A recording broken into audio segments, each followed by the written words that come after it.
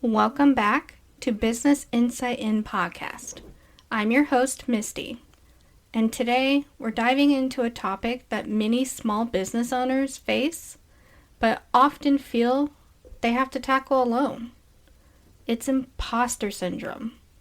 If you've ever felt like a fraud in your own business, you're not alone. Let's explore what imposter syndrome is and how it affects us as entrepreneurs, and most importantly, how we can deal with it. So, what exactly is imposter syndrome? It's that nagging feeling that you're not as competent or capable as others perceive you to be. You might think, I got lucky, or I don't deserve this success. It's important to note that imposter syndrome is not a formal diagnosis. Rather, it's the psychological pattern that affects many individuals, especially high achievers. According to research, about 70% of people experience these feelings at some point in their lives. This phenomenon can be particularly prevalent among small business owners who often face unique pressures and challenges. And I am one of those people. When I first launched my business, I was thrilled and terrified. I remember sitting in the front of my computer and staring at the screen thinking, who am I to think I can run a successful business? I don't even have the skills. But in reality, I had the skills, I had the passion, and I had the drive. But that little voice in my head kept telling me I wasn't enough. I still get that little voice today. I'm always second guessing myself and how others perceive me. So what are the defining characteristics of imposter syndrome? Number 1, self-doubt. This is the core of imposter syndrome.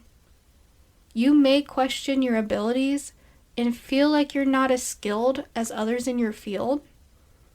This self-doubt can be paralyzing and prevent you from taking necessary risks in your business. Number 2, fear of exposure. Many people with imposter syndrome live in constant fear of being found out. You might worry that others will discover you're not as knowledgeable or talented as they think. This fear can lead to anxiety and stress, impacting your overall well-being. Number 3, comparison to others. It's easy to fall into the trap of comparing yourself to other business owners, especially in the age of social media. You might see others' success and feel like you're falling short, which can make those feelings worse, like you wouldn't even believe. Number 4, overworking. To compensate for these feelings, you might find yourself working longer hours or taking on more responsibilities than necessary. This can lead to burnout and further reinforce the belief that you're not doing enough. Look at yourself and see if any of these 4 you can say that has happened to you. I can tell you I have felt all 4 of those things, and I still feel them every once in a while. Research shows that imposter syndrome can affect anyone, regardless of their level of success or enterprise. A study published in the International Journal of Behavior Science found that individuals with high levels of imposter syndrome often experience higher levels of anxiety and depression. This is particularly concerning for small business owners who already face significant stressors in their journey. Understanding imposter syndrome is the first step to overcoming it. By recognizing these feelings and acknowledging their impact, you can begin to take control of your mindset and build the confidence you need to thrive as a small business owner. Now that we've defined imposter syndrome, let's dive into some common signs that you might be experiencing it. Recognizing these signs is crucial because awareness is the first step towards overcoming these feelings. Number 1, perfectionism. One of the most prevalent signs of imposter syndrome is perfectionism. You might set impossibly high standards for yourself and feel like a failure if you don't meet them. For example, you might spend hours perfecting a presentation or a marketing campaign, believing that anything less than flawless is unacceptable. This can lead to procrastination, as the fear of not achieving perfection can prevent you from completing the tasks.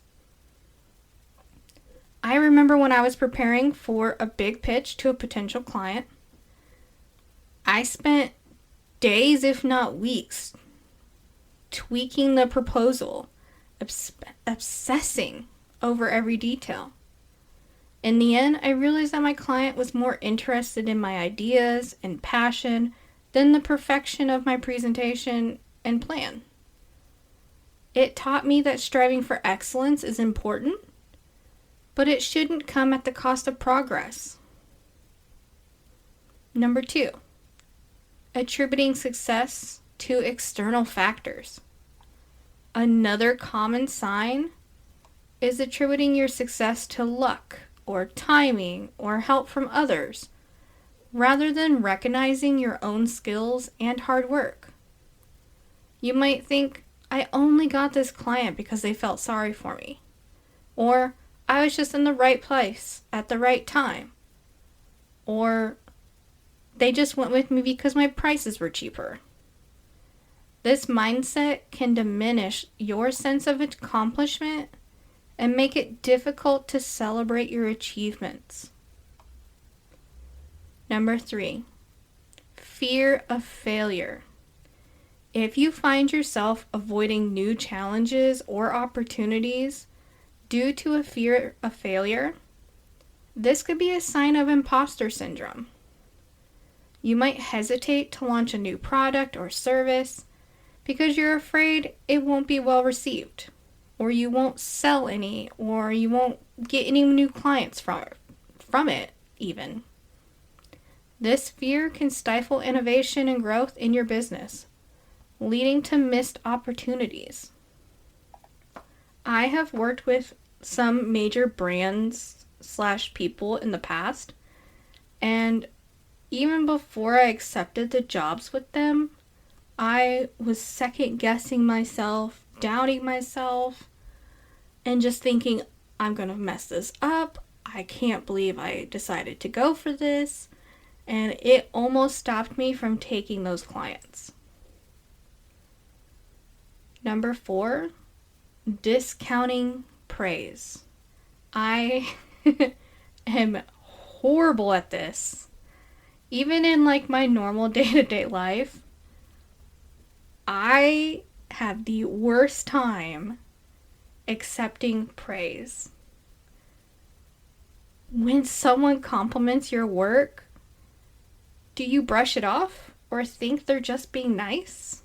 I think this all the time.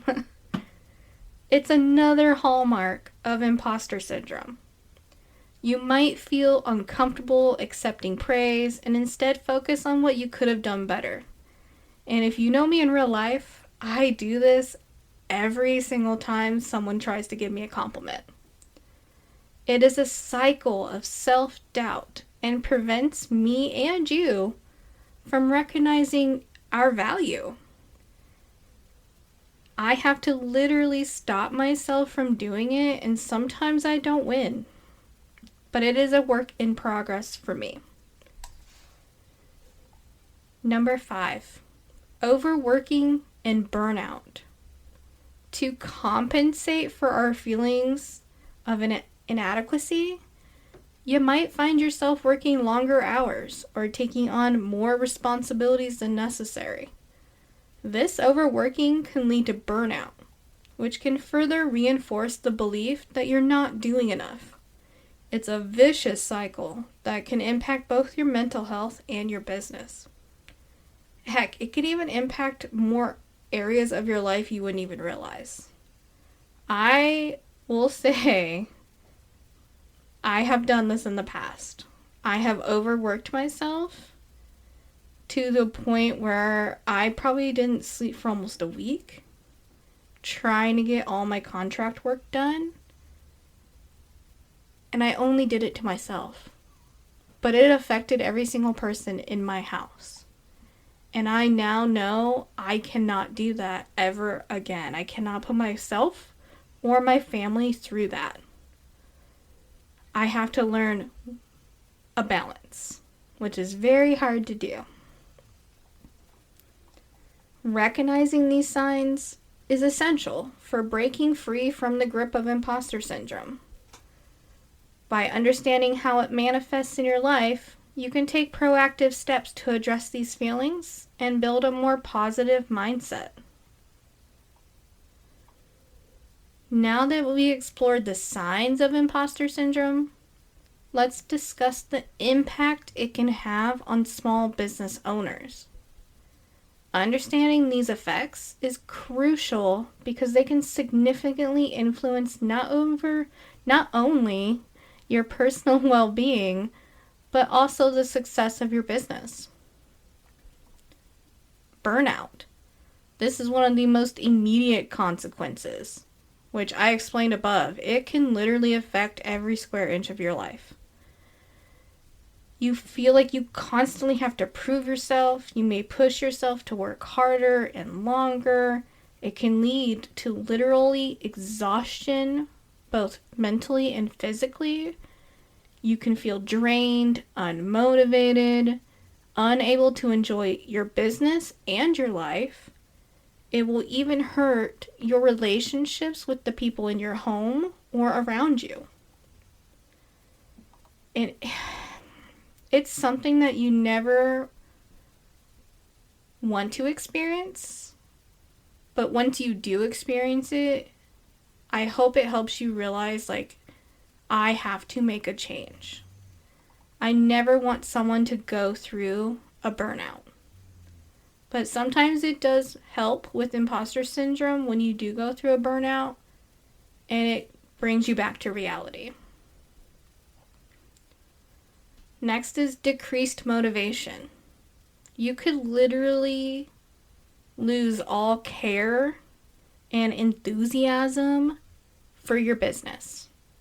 When you doubt your abilities, it's easy to lose sight of your goals and your passion. You might find yourself questioning whether your efforts are even worth it, and it can lead to a lack of drive to build and continue and make your business what you want it to be. The next is hindered decision making. When you're plagued with self-doubt, decision making can be daunting. You might second guess your choices. It could lead to analysis paralysis. The indecision can slow down progress and hinder your ability to adapt to the changing market. Imagine you're faced with a critical decision about expanding your product line or creating a new service. Instead of confidently weighing the pros and cons, you might just get stuck in a loop of self-doubt, worrying about potential failures. This can delay important actions that could benefit your business. This next one I think is very, very important, and it's strained relationships. Imposter syndrome can affect your relationships with not just colleagues, employees, and clients. It can affect your relationships with your spouses, with your just partners in general, with your children, with your other family members, even your friends. It can trickle down to every single person around you that you interact with daily or weekly. And believe me, you feel it more than you think once you start changing your mindset and fixing it. I've seen situations where business owners micromanage their teams when they lose their cool, I guess you would say, on their family, where they're not responding to their friends anymore because they just don't have that in them from being so focused on what they're doing wrong, and it's perpetuating feelings of inadequacy, which affects every single person around you. That is one thing I do regret from having a burnout, is I had to repair some of those relationships, and I completely had to let go of some relationships because of what happened. And I regret it to this day, but I have to move on and I have to just do better. And lastly, missed opportunities. You know, and I know there's always an opportunity that you know in hindsight you should have taken, but you were in this cycle of imposter syndrome and you missed it. I have them, so I know you're bound to have them. And if you haven't already, you might have them later. And you're going to go into that self-doubt so far. It's going to dictate your actions. You're not going to go to networking events or speaking engagements. You're not going to collaborate with other businesses or people. You're letting it take control of your life. I have passed up a few clients, or even not responded to some clients because I was in such a horrible cycle that it did a lot of damage, more than you think. Not just to my business, but my personal life. And I'm always continuing to work to make myself better at handling the imposter syndrome.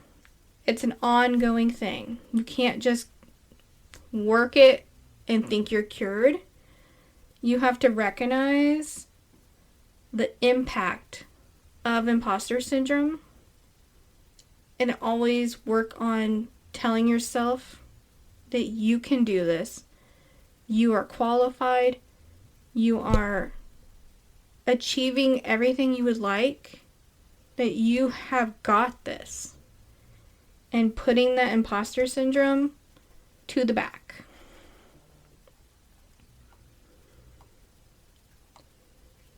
Now that we've discussed the signs and impacts of imposter syndrome, let's focus on actionable strategies to combat these feelings. So it's not an overnight process, as I've stated before, but with effort, you can build a more confident mindset as a small business owner. So number one, you first need to acknowledge your feelings. Any feeling that you are dealing with, you need to actually experience and recognize them. Self-doubt is common, but by admitting to yourself that you're feeling inadequate, you can begin to address those thoughts head on. I encourage you to take a moment to reflect on your feelings. Write them down. Make a collage of how you're feeling. Some people like hands-on crafty art situations. Writing down works for me very well because I can reread it and see it, and writing things as what's in my head helps me process them better. It helps you gain clarity and perspective. Number 2, you have to talk about it. You need to share your feelings with trusted friends, family, mentors, or fellow business owners because it can be incredibly liberating. It's not just stuck in only your head. There's an outside source that is there to help you overcome those thoughts. You'll likely find that many of them have even experienced similar feelings of self-doubt or inadequacy, whether it's in a business, in their job, or just in their family. Opening up about your struggles can foster a sense of community and support. Next, you need to celebrate your achievements. It is so crucial to take time to celebrate your successes, no matter how small they may seem. Keep a journal of your accomplishments as a powerful reminder of your capabilities. So when that self-doubt creeps in, you can just refer back to that and reinforce your self-worth. Consider setting aside time each week to reflect on what you've achieved. It could be small, like completing a project, or you sent out some business opportunity emails, you received positive feedback from a client, or if you had a personal challenge and you've overcame it. Acknowledging these moments can help you shift your mindset. Number 4, setting realistic goals. We all have those like crazy large goals where we want to be millionaires and can let our spouses or partners or whoever basically retire and stay home, and you still be able to afford everything you want in life. But you also need realistic, achievable goals. So if you have one large goal of, say, in the year 2026, you want 15 new client contracts. Well, you need to make it into smaller, more manageable tasks. So say your first task is, I'm going to send out 15 emails in January to 15 potential clients. That's one. As soon as you do that, check it off. You completed your first goal. Next goal, say in February, I'm going to follow up with those 15 contacts, as well as any current or past clients. I'm going to reach out to them and see how they're doing, if there's anything I can do for them, or if, say, they need something they didn't think they needed. Because I have some clients who are like, I don't know how to do this, but I thought of you because I've worked with you. Can you do this for me? Yes. And I've noticed that happens more after I reach out to clients and send like a quick little update or a message of, I'm thinking about you. You want those reoccurring clients if you can get them. But setting smaller manageable goals makes your very large goal more attainable, but you also get to celebrate the smaller ones, which helps you keep going and keeping your motivation. Number 5, sometimes you have to seek professional help. I had to do this. It wasn't just work that was causing me issues, but work on top of the other issues meant I needed to seek help. And I still do. Every once in a while I'm like, I need to just have a quick therapy session, or I need to do some self-care. Whether it be like a massage or a hike with friends or just something that changes my mindset and refreshes me. But a lot of times it'll just be like a quick therapy session, or say I need to go to like 3 or 4 in the next month. I'll set those up and I know I have to do them. It helps refresh things and keeps me in a healthier mindset. Next is practice self-compassion. This is very hard for me because I am all for about helping other people and making sure they're amazing and great and they have everything they need and they're well taken care of. And I tend to not take care of myself. But I am working on that. I've done so much better in 2025 with this. And in 2026, I plan to do it every single month, at least putting myself first twice, every single month.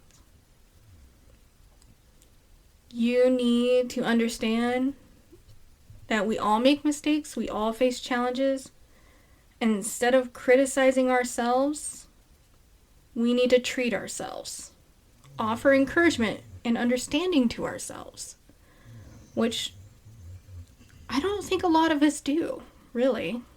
It's not something we learn to do. A good way is positive affirmations in your daily routine. For example, I am capable and deserving of success. And I repeat that every single day. This will help shift your mindset over time. Number 7, embracing lifelong learning. Instead of viewing yourself as an expert who must know everything, embrace the idea of being a lifelong learner. I'm in the website tech side, so I am constantly learning something new. And even my clients will send me things that are new before I even get them. Because they have different contacts, or they may have talked to the contact person that we share sooner than I did, which is amazing. And if we built that relationship together, they'll share it with me so that way I can learn it too. I have a goal of every quarter, so January, February, March, sometimes I'll include April, but April's a crazy month for me. I will learn something new, whether it's read a business book, learn a new software, study up on, say, SEO, because that is constantly changing, and I will learn just that one thing in those next few months. And I do that for every quarter. Acknowledging that it's not okay, that it is okay, to not be the expert and have all the answers is perfectly normal. And I will say that was really hard for me because I like to always know something. I hate to say, I'm sorry, I don't know. I can look it up and learn it for you if needed, because that makes me feel like I'm not as successful and I'm not an expert and I'm inadequate. And it was a revolving cycle, which is exactly what we're talking about with imposter syndrome. So some ideas: you can attend workshops and webinars, you can do networking events, you can read books, take some online courses or in-person courses. Find ways to boost your confidence and also reinforce the ideas that learning is a continuous journey. This can help you break free from imposter syndrome. The key is to be patient with yourself and to celebrate every step forward. As we wrap up today's episode, let's take a moment to reflect on what we've discussed regarding imposter syndrome and its impact on small business owners. It's a common struggle, but it doesn't have to define your journey. By recognizing the signs, understanding the effects, and implementing strategies to combat these feelings, you can build a more confident and resilient mindset. So to recap, we've talked about understanding imposter syndrome, that it's a nagging feeling of self-doubt that many entrepreneurs face. We've learned the signs of imposter syndrome, which include perfectionism, discounting praise, and overwork, which could lead to burnout and decreased motivation. We've learned the impact on small business owners. It can hinder decision making, strain relationships, and result in missed opportunities. And then we also learned strategies for overcoming imposter syndrome. We discussed the importance of acknowledging your feelings, seeking support, celebrating achievements, setting realistic goals, and practicing self-compassion. Just remember that overcoming imposter syndrome is a journey, and it's okay to seek help along the way. You're not alone in this experience, and many entrepreneurs that are successful have faced similar challenges. So embrace your unique path and recognize that your journey is valid. If you found today's episode helpful, I encourage you to share it with your fellow entrepreneurs who might be struggling with imposter syndrome. Additionally, I'd love to hear your thoughts on this topic. Have you experienced imposter syndrome? What strategies have you found helpful in overcoming it? Feel free to reach out to me on social media or through my website. Your stories and insights can inspire others who may be facing similar challenges. Also, don't forget to subscribe to the Business Insight In podcast. Hopefully, our goal is every week to share more insights and strategies for your small business journey. Thank you for joining me today, and remember, you are very capable, you are deserving, and you're not alone. Until next time, keep pushing forward and believe in yourself.